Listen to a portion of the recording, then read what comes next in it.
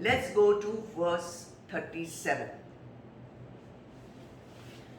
Shri Bhagavan Uvacha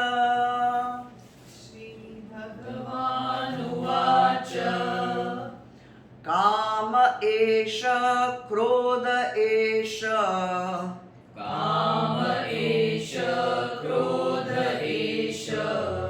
Rajo Guna Samudbhavaha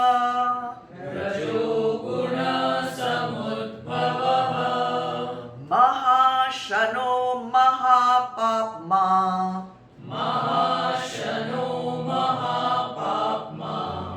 Vidyena Miha Varinam. All together.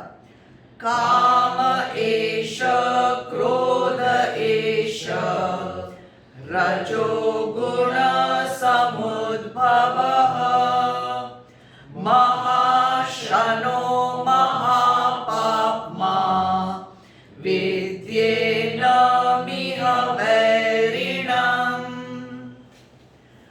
Bhagavan says, it is desire begotten of the element of rajas, which appears as wrath. Nay, it is insatiable and grossly wicked. Know this to be the enemy in this case. Very, very interesting shloka, but let's do the meanings first. Esha means this. Kam, desire. Again, Esha, this. Krodh, everybody knows, anger. This desire, this anger, Rajo Guna Samudbhavaha. It's born of the quality of Rajas. It is born out of Rajas. And what kind of thing is this? It's a Mahashano. It's insatiable. You cannot fulfill it. You cannot satisfy it. It's insatiable. And it is Mahapapma. It's a great sinner.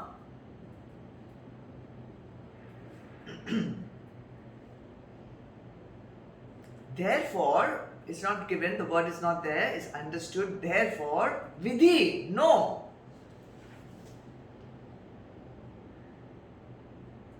Enam, this, meaning this desire. Varinam is an enemy.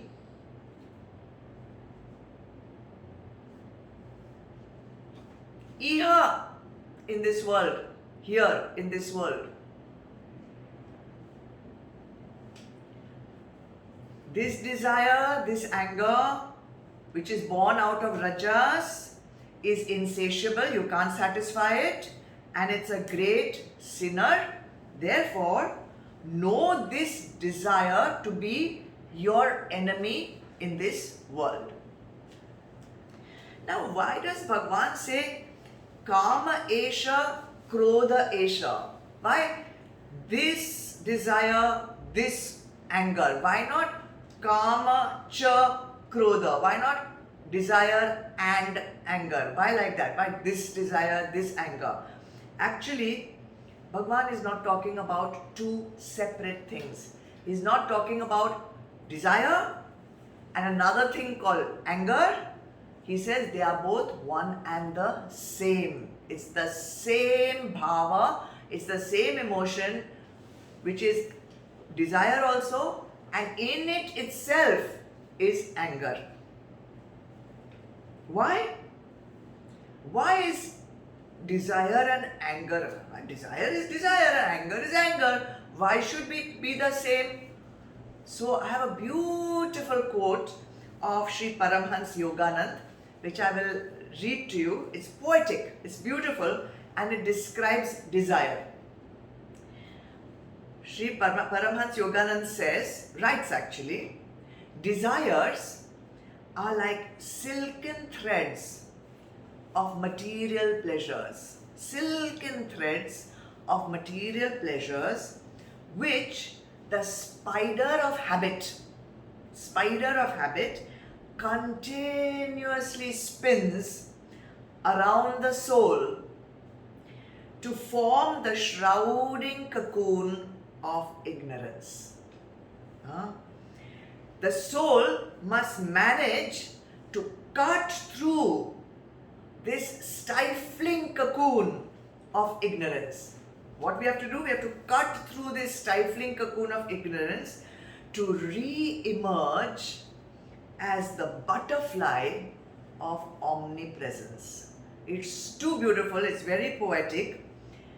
So, Bhagwan Krishna is calling Kama and Krodh enemies. Why enemy?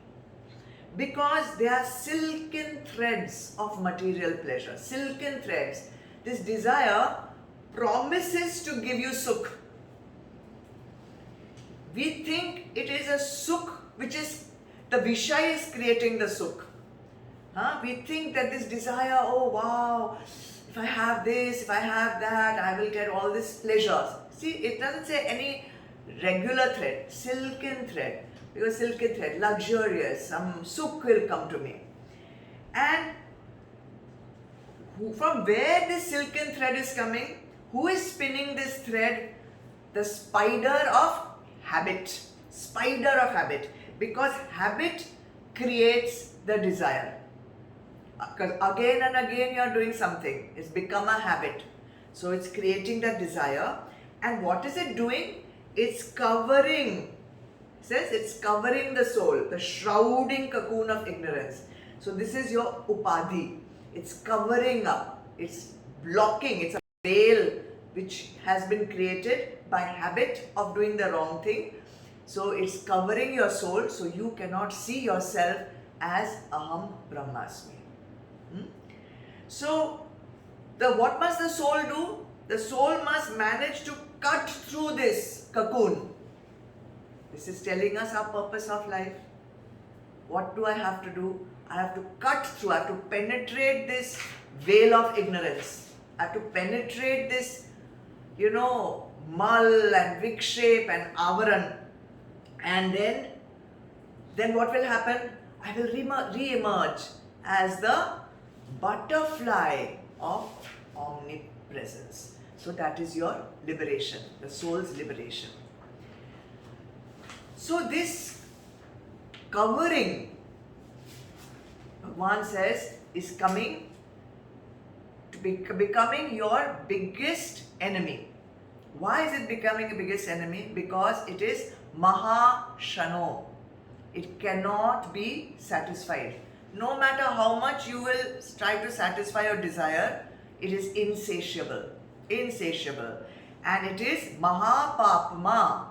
It's a great sinner. See, desires can never be fulfilled totally.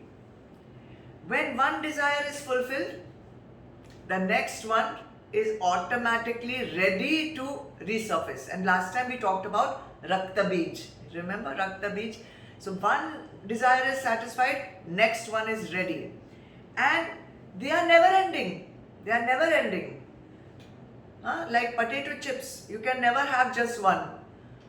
Right? Peanuts, you cannot have just one. Cashew nut, you cannot just have one. You have to keep having second one, third one. Satisfying the taste of the chip creates a desire for the next chip.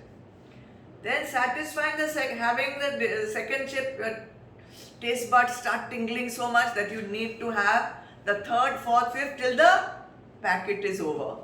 And even then, the desire has not been satisfied. So in Parsi fire temples, there is a Akhand fire which is kept burning for centuries.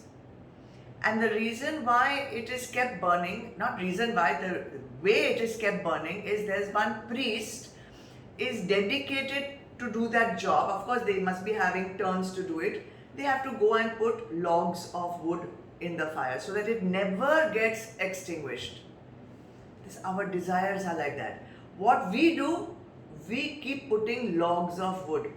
And so our desires never get satiated. That is why it is insatiable. We keep adding fuel. Some fuel is continuously added. So, because this desire will keep on happening, at some point, you will not be able to satisfy it. For some reason, some obstruction will come in the way. Maybe there's no more packet of chips. Maybe somebody finished the last packet.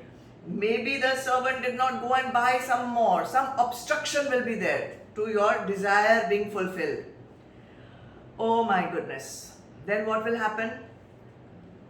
Kama esha, krodha esha. That same bhav, that same energy with which you are desiring, no new energy was needed. That same energy of desire now gets converted into anger. Anger against who? Against the person or the object or the situation that is causing the obstruction. So, some of us express our anger. Gad, outside. Then also it's a sin, because growth is definitely not a positive quality. And some of us swallow our anger because we can't shout back. Then it's also destroying your inner peace. Either way, either you are throwing your anger out or you are swallowing your anger in, you are committing a sin. Why? Because your job is to keep your mind still and silent. So when we get so much anger and desire, lots of thoughts keep rising. They are called vikshep. And we are supposed to be calm so that we can think carefully, we can think rationally. When so much anger is there, when so much desire is there, we lose our sense of decency, we lose our sense of rational thinking, and therefore we will commit sin. This was explained so beautifully in chapter 2, and I will definitely repeat it here because it is definitely connected to what we are talking about. In chapter 2, shloka 62 and 63, you can open your book and see if you want. Bhagwan Krishna is explaining the downfall, or you can call it the ladder of downfall, how the human being reaches his patan, downfall. Okay, so there are 8 steps.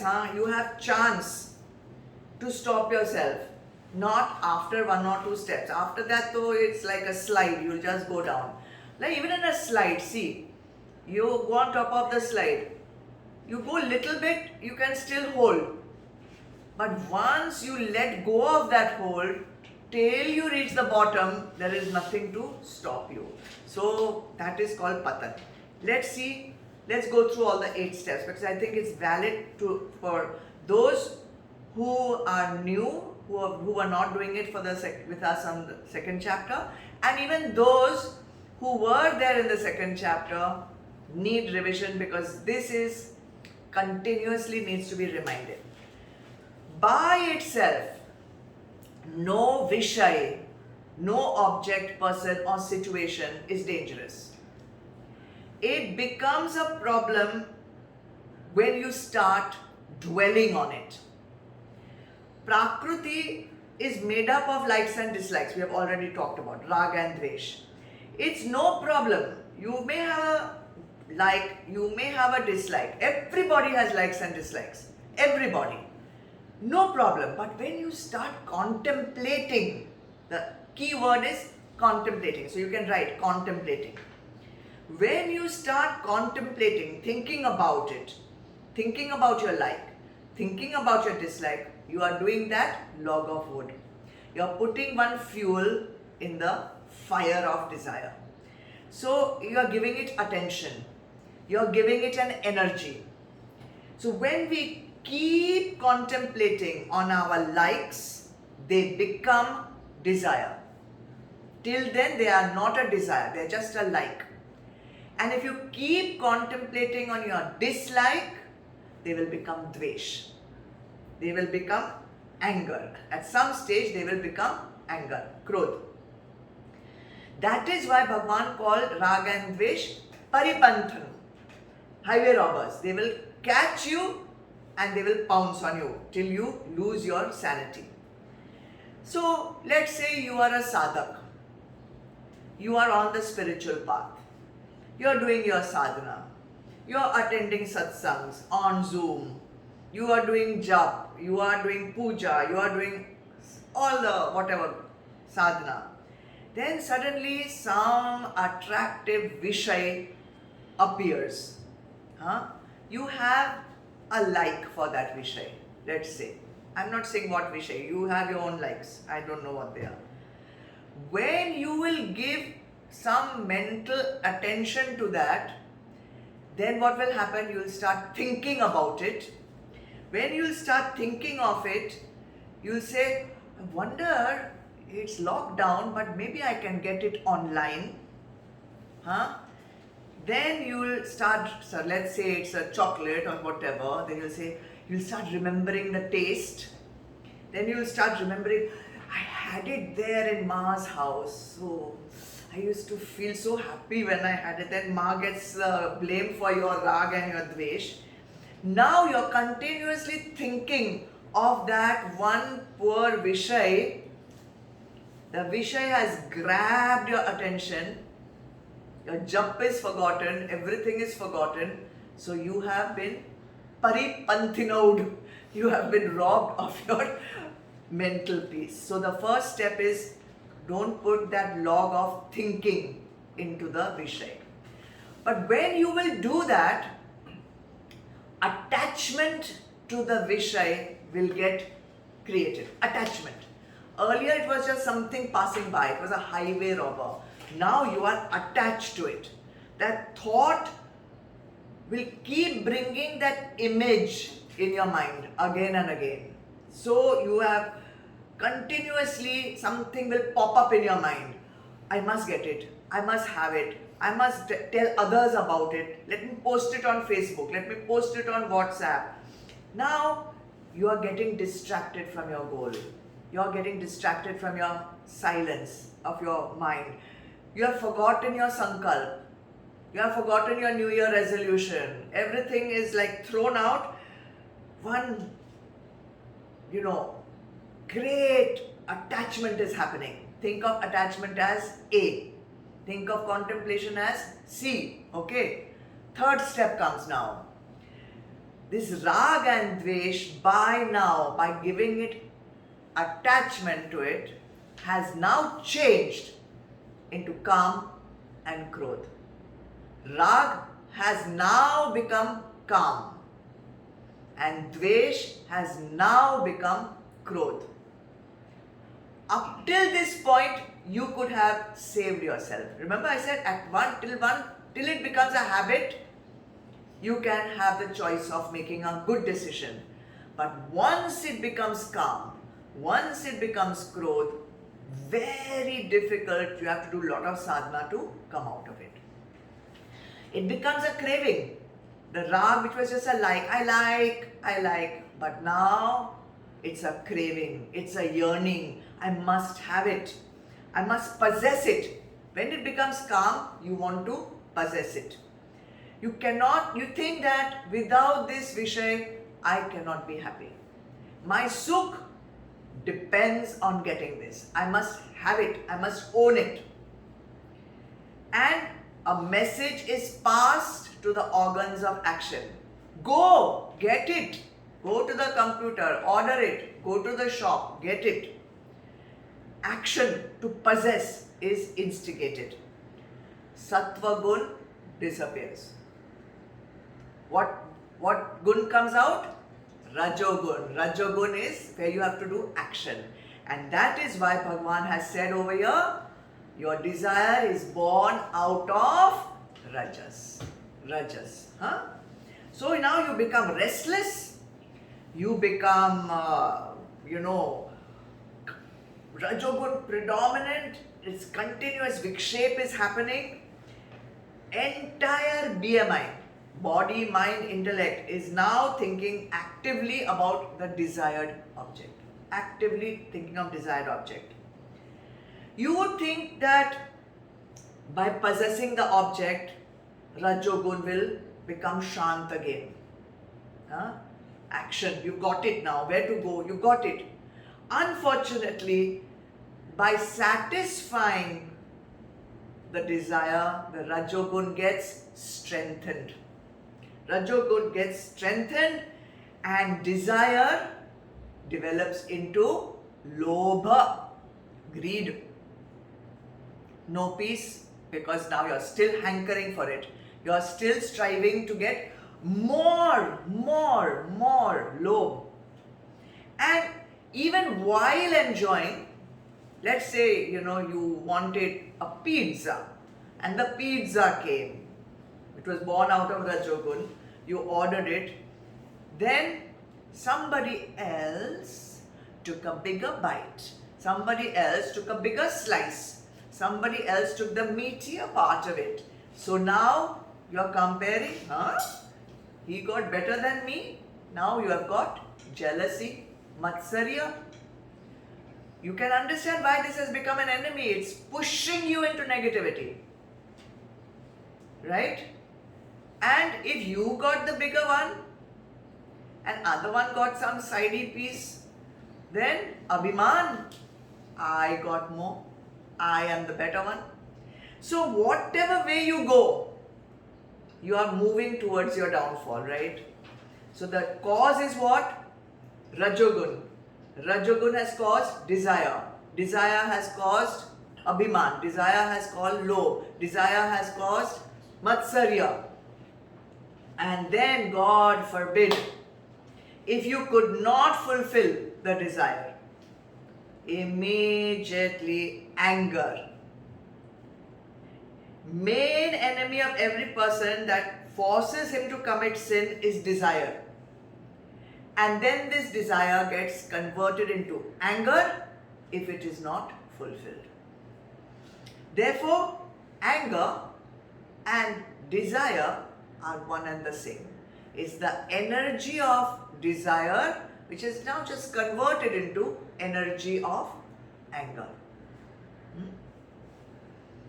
Now this desire ka energy is really strong. You know why? Because it is coming from lifetimes.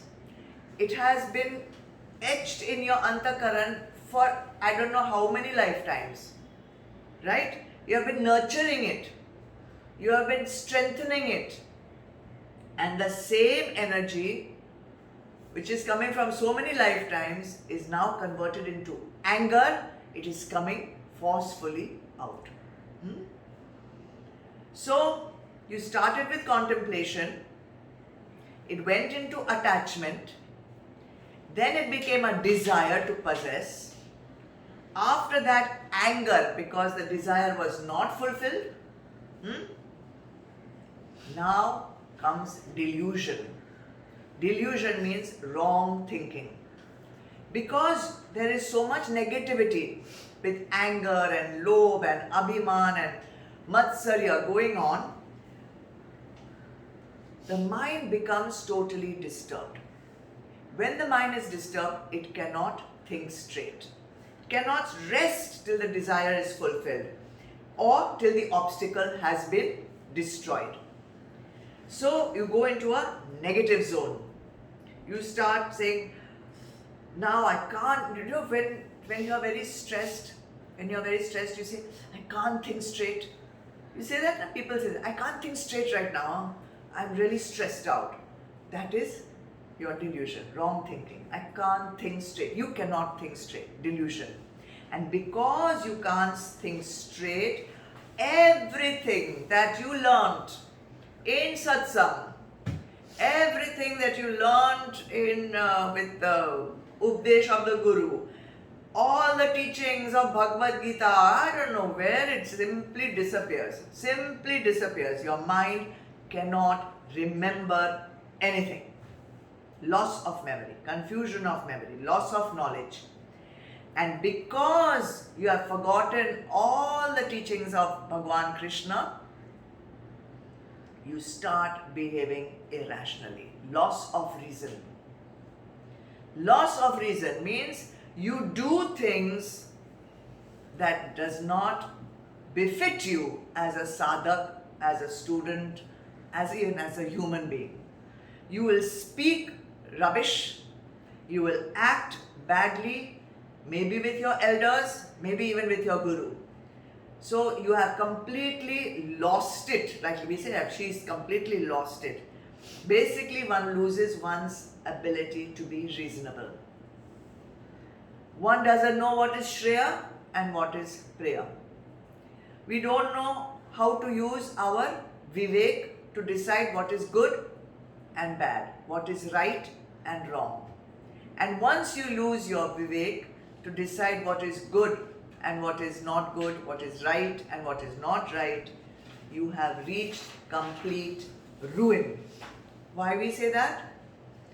We say that because human beings are the only ones that have been endowed with a buddhi, with the ability to use the intellect to decide what is right and what is wrong. Animals, they work on instinct. Only human beings have been given this ability to discriminate between right and wrong. We call that Vivek. And if you are not using the only thing that distinguishes you from an animal, then what have you become? You have a human body, but you are behaving like an animal. And that is your patan. Why? Because in the next life, you will come as an animal back. So, that is why Bhagwan says it is a great sinner because it is insatiable. Now, every time you feel a desire coming up, you remember this: CA, DA, DC, LR. CA, DA, DC, LR. You say once with me, okay? CA, DA, DC, LR. Write it down. CA, DA, DC, LR. Say it enough times, no, that automatic machine will start working. C, DA, DC, LR. Say 3 times. CA, DA, DC, LR. CA, D, everywhere, you all also say. LR, CA, DA, DC, LR. C, contemplate. A, attachment. D, desire. A, anger. D, delusion. C, confusion. L, loss of reason. And R, ruin, patan, finished, khatam.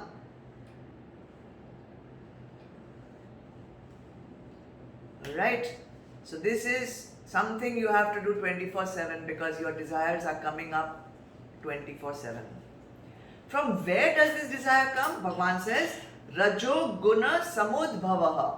They are born out of Rajas. They are born out of Rajas. We all are made of 3 gunas: Sattva, Rajas, Tamas. When Rajas becomes predominant, then all these desires become stronger and stronger and stronger. So predominance of Rajas makes us look for Sukh in the outer world. And if you have predominance of Sattva, you will look for Anand inside. That's the difference. Rajas makes you look for Sukh outside. And Sattva makes you look for Anand inside. Now, It's a vicious circle, okay? Remember this. When the desire is awakened, you have attached, desire to possess, CAD has come, okay? Now Rajas will become more and more strong because now you want to move to get it, right? Rajas is needed for action. So you need to take some step to possess it. So you possess it, you fulfill the desire. The minute you fulfill the desire, more Rajas gets created. More Rajas gets created means more desire. More desire fulfilled means more Rajas. More Rajas means more desire. Gad, gad, gad, gad, gad, gad. Round and round. Insatiable. Insatiable. Rajas gives rise to desire. Desire gives rise to more Rajas. And this goes on and on and on without stopping. Every desire leads us further and further away from our spiritual goal. So both are enemies, and Bhagwan is cautioning Arjun and cautioning us through Arjun. Stay away. Do your sadhana in such a way that your desire, your like does not become a desire. How to stop the like from becoming a desire? Don't attach to it. Stop it. That's called nipping it in the bud. In chapter 14, if you want to see, Bhagwan tells Arjun again the same thing because it is so important. In chapter 14, Shlok 7, you can open your books if you want. He says, Arjun, know the quality of Rajas, which is of the nature of passion, as born of desire and attachment. It binds the soul, Bhagwan says. It binds the soul through attachment to actions and their fruit. Karta bhav, bhokta bhav. So this desire, it's like a volcano. Once that it has reached its peak, you can't stop a volcano from erupting. Same way, you can't stop the desire from expressing itself by wanting to possess. Alright? So that is why it takes you to complete ruin. What shall we do to stop it? Is there any solution? Karma Yog Bhav. Do your actions in Karma Yog Bhav. That's the solution in this. You know, the first 6 chapters of Bhagavad Gita are about Karma Yoga. Once you have worked on the Karma Yoga part of your Antakaran, then your mind becomes ready for Bhakti Yoga. And once you have perfected Bhakti Yoga, your mind becomes ready, your heart becomes ready for Jnana Yoga. So that was Shloka 37. Now we'll go to 38. It's beautiful. Some examples Bhagwan is giving Arjun to explain about the different kinds of desires.